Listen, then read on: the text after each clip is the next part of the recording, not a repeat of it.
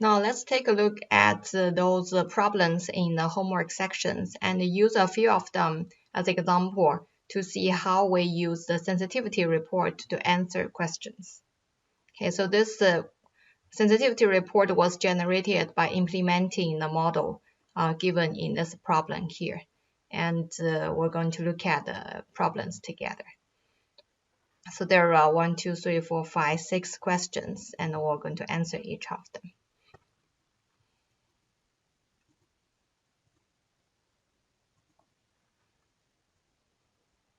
So I'm going to put my answers on this Word file. Okay, let's look at the first one. What range of values can the objective function coefficient for variable x1 assume without changing the optimal solution? So we know that for the objective function coefficient to change without changing the optimal solution, we need to look at the allowable increase and allowable decrease of the objective function coefficients. And here, because it asks what value can this x1's coefficient assume, so we need to know its current value, right? And then subtracting and adding and subtracting the allowable increase and allowable decrease. So for x1, you see it's here. So the current object function coefficient is 4. Its allowable increase is infinity, and the allowable decrease is 2.8. So the answer to our first question.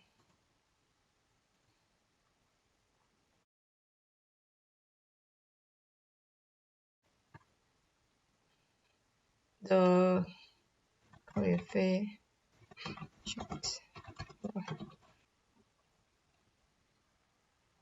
can assume between its current value is 4, allowable decrease is 2.8, right? So it would be 4 subtracting 2.8 to infinity.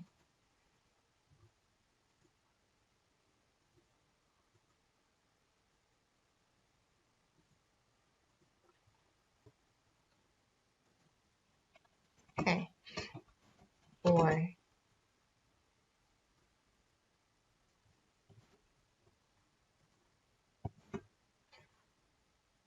What is it? 1.2, right? Without changing the current optimal solution. Okay, so that's the A part. That's pretty easy. Is the optimal solution to this problem unique, or are there alternate optimal solutions? So we talk about to judge if the solution to an LP model is unique, or are there alternative optimal solutions. We need to look at if there's a 0 in the allowable increase or decrease of the objective function coefficients, given that the problem is not degenerate. Okay, so first we look at here. There's no 0 here, that means the problem is not degenerate. And there's no 0 here either, so that means no alternate optimal solution exists.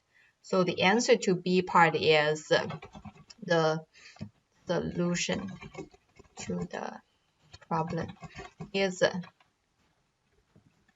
unique. Okay, and to answer the question, if it asks you why, then please make sure your answer is complete. So first of all, there is no 0 in the allowable increase and allowable decrease of the constraints. This means that the problem is not degenerate in the absence of degeneracy. there is no 0 in the allowable increase and allowable decrease of the objective function coefficient.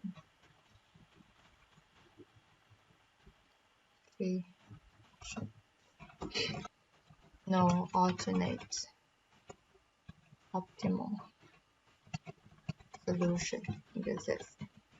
Okay, that's the complete answer to this question. So let's look at the C part. How much does the objective function coefficient for variable x2 have to increase before it enters the optimal solution at a strictly positive level? So what does this mean? How much does the objective function coefficient for x2 have to increase before x2 value enters the optimal solution at a strictly positive level? So if we take a look, current value for x2 in the optimal solution is 0. Okay, and the question asking how much its coefficient need to increase in order for it to enter into the optimal solution as a positive value. So if we look at this reduced cost here, this reduced cost is negative. That means when we increase this x2 value, we're going to decrease our objective function value. Okay, and that's probably the reason why in the optimal solution, x2 is 0 here. So now if we think about this in the context of a production problem, okay, you can think about x1 and x2 are the number to make for model 1 and model 2. And in the optimal solution, it's suggested that we don't produce the second model because producing it will make us lose money. So you can think about the objective function as total profit. We're going to lose the profit. We're going to lose $4.66 for every one model 2 we're going to make. And why? Maybe it costs too much of the resources, or it's because it does not make enough unit profit to cover those costs. So we can think about this objective function coefficient, this 2, as the unit profit it's making. Okay, so then the problem becomes how much more profit this product 2 need to make in order for it to be profitable to produce it. So that in the optimal solution, our x2 would no longer be 0, but it will be a positive value. Okay, so if we think in this way, then we know that for every 1 unit of x2, we're going to lose $4.66 now. If we don't lose that much, if we at least increase our profit by that much, then we will break even, right? So the answer to this question is that if the objective function coefficient increase by at least 4.67, then we will be able to enter this x2 into the optimal solution at a positive level, meaning it will be making profit to make it, even if it's just like 1 cent. Okay, and you can see that here, the allowable increase for this objective function coefficient happen to be the same. You know, in most cases, they would be the same. It's because when we increase this objective function coefficient by this much, then the optimal solution, which is this value here, will change, right?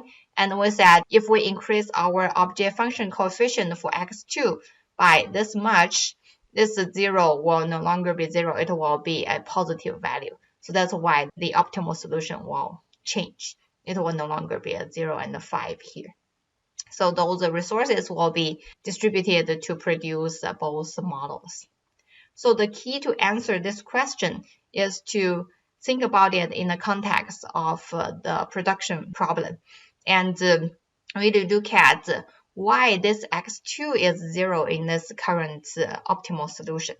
Okay, and by looking at this reduced cost, we can guess that the problem must be a maximization problem, and that's why this x2 is 0 here. It's because we're going to decrease the objective function value by increasing this x2 value here. And the reason it's losing money is because it's not making enough profit. Okay, so if we don't change the resources part, if we don't make it consume less resource, then we'll have to charge more, make more profit, and that will be increasing this objective function coefficient. Okay, so the coefficient of x2 has to increase by at least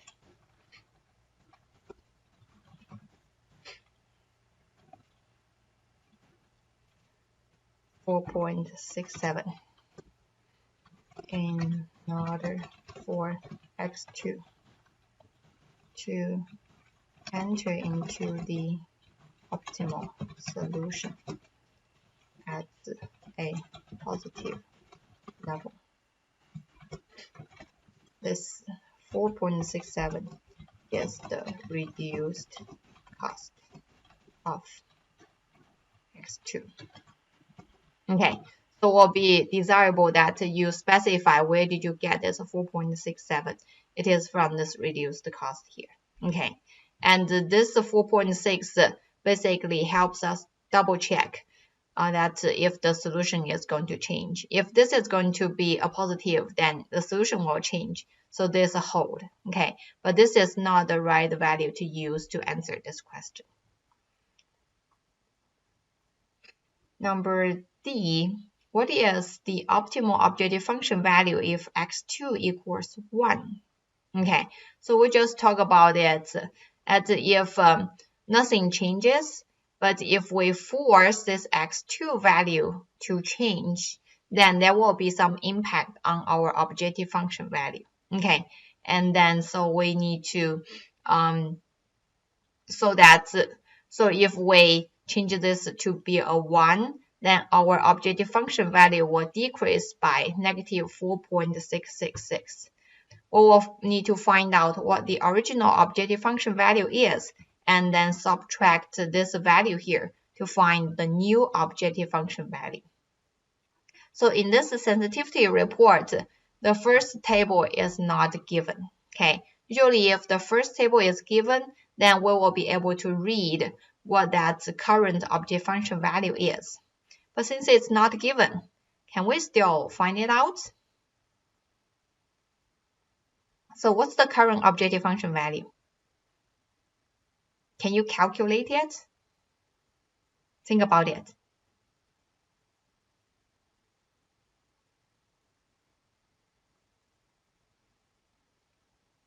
So this first table gives you the objective function, right?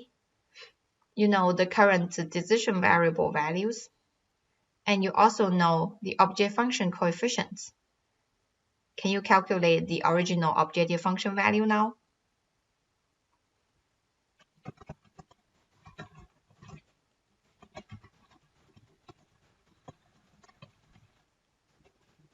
So what does it equal to? Equals to 5 multiply 4. The x1 value multiply its coefficient, right? Plus 0 multiply this 2 here. It's 20. Okay. Given 1 unit increase to x2 value. So we're going to force this x2 to go from 0 to 1. Then we're going to decrease our objective function value by this much.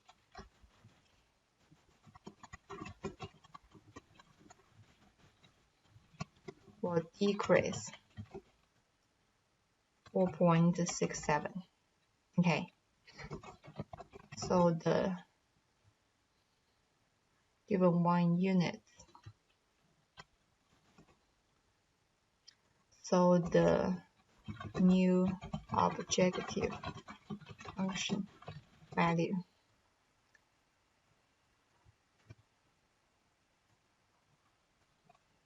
is 20 subtract 4.67 equals to 15.33. Okay, so that's our answer to that question. Make sure if it asks you what the new objective function value is, you answer it completely. Okay, you don't just answer, say, the objective function value will decrease by 4.67. That's only part of it. Half done. You need to calculate the original objective function value using the given values, the coefficients, and the current optimal solution values.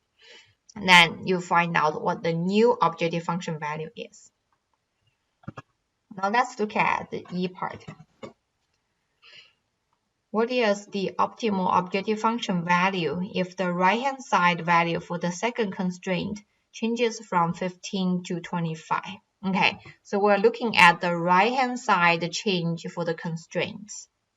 So if this constraint is a binding constraint, then we know when the right-hand side of the constraint change, it's going to enlarge the feasible region and also change the optimal solution. But it asks what the new objective function value is, then we're going to just use the shadow price to decide that. So it's the second constraint. Let's look. Second constraint, allowable increase is 15, okay?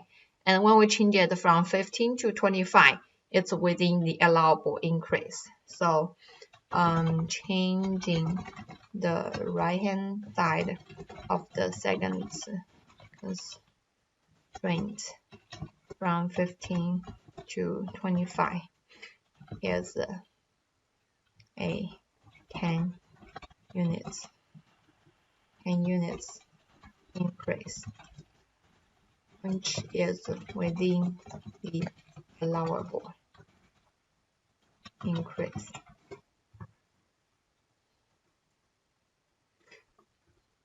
And as a result, the shadow price of 1.33 will hold. The shadow price of 1.33 will hold. Okay, and so a 10 unit increase to the right hand side of this constraint will bring 1.3 multiply 10 units of change to our objective function value. Okay, so the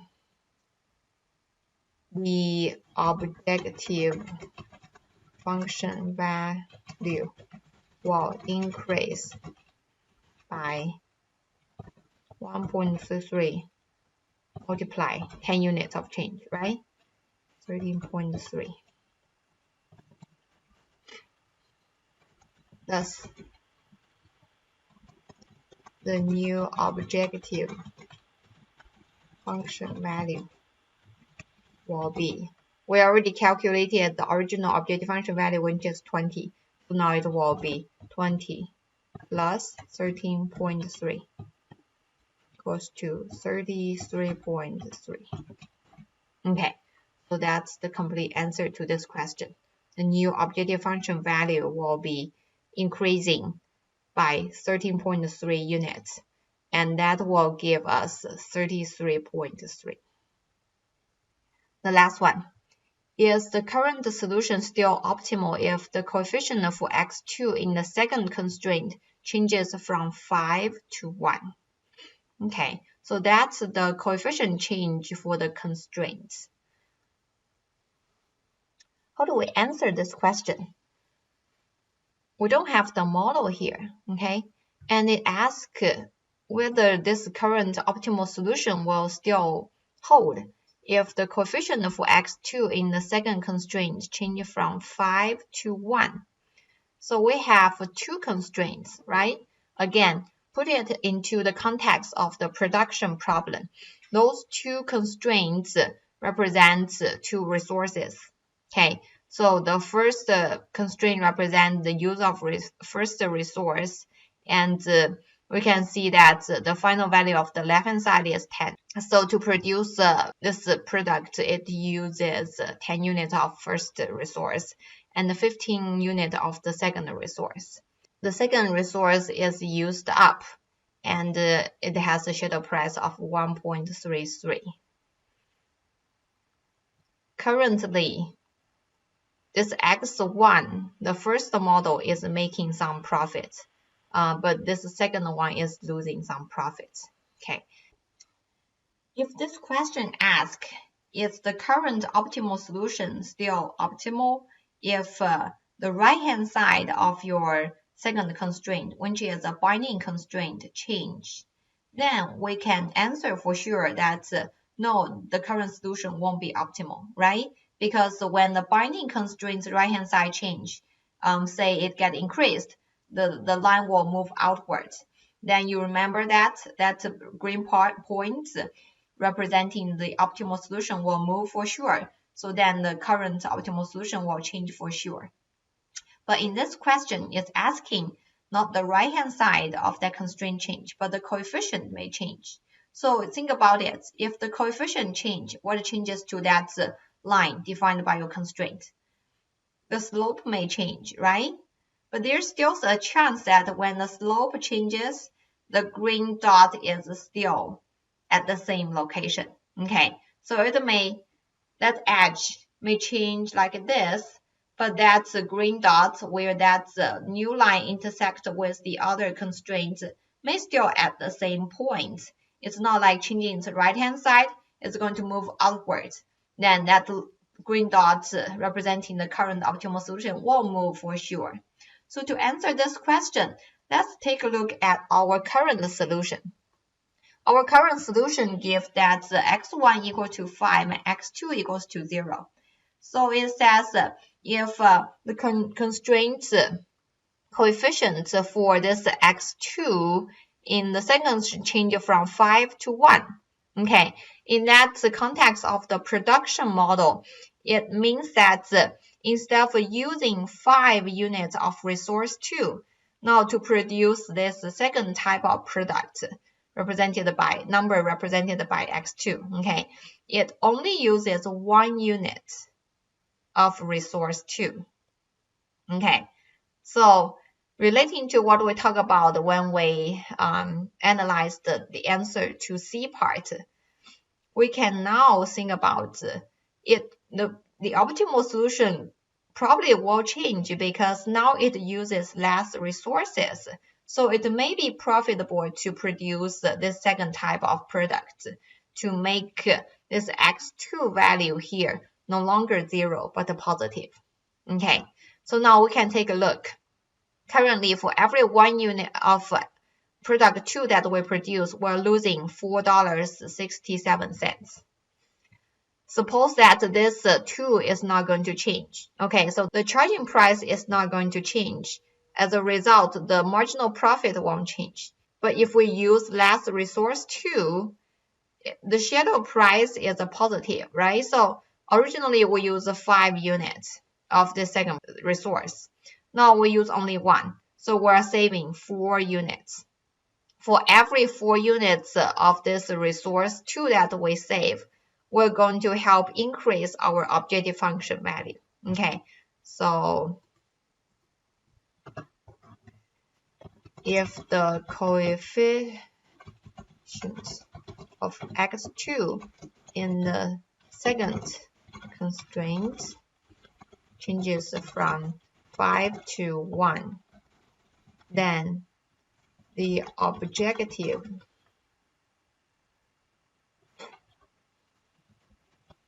function will what? We're going to save some resources, right? We're going to save, for example, let's suppose those resources that we saved from here, we can sell it to someone else to make money. How much money we're going to make?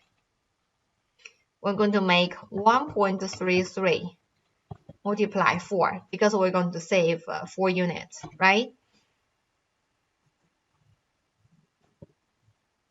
So what is that? 5.32, right? we're going to save $5.32. So that means the objective function will change. Now, the objective function coefficient did not change, and the objective function value changed, then that must mean the solution changed. Okay, so the current optimal solution is no longer the same, it changed. And also, we can answer two different ways. Let's finish this one first. Then the objective function value will be this. This means that the optimal solution is different. Okay, because the coefficient did change. Or we can think in this way. Or when x2 uses 4 units less resource 2. Okay. Represented by the second constraint. It will be profitable to produce it. We're going to explain it here, okay? Originally, it's losing money. So every 1 unit losing $4.66. But now we are saving 1.33 multiplied 4 units of resources. So equals to be 5.32 subtract the 4.66. Okay, equals to be 0.66.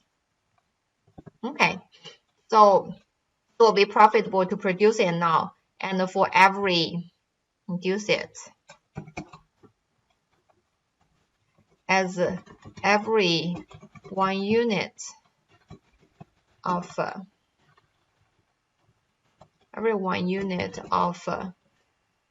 x2 will bring as much profit now. Okay, so it's no longer going to lose money, but will be profitable to produce it. The solution will change as x2 enter as a positive value. Okay, so two different ways to look at it, but they are quite related. They both look at the resources this second product is going to consume less, and thus the impact to the objective function value or the impact to this decision variable, because now it's 0, but it's profitable to produce it, so it will become a positive value. So the solution will change for sure. Okay, so with this, we are done with this first exercise.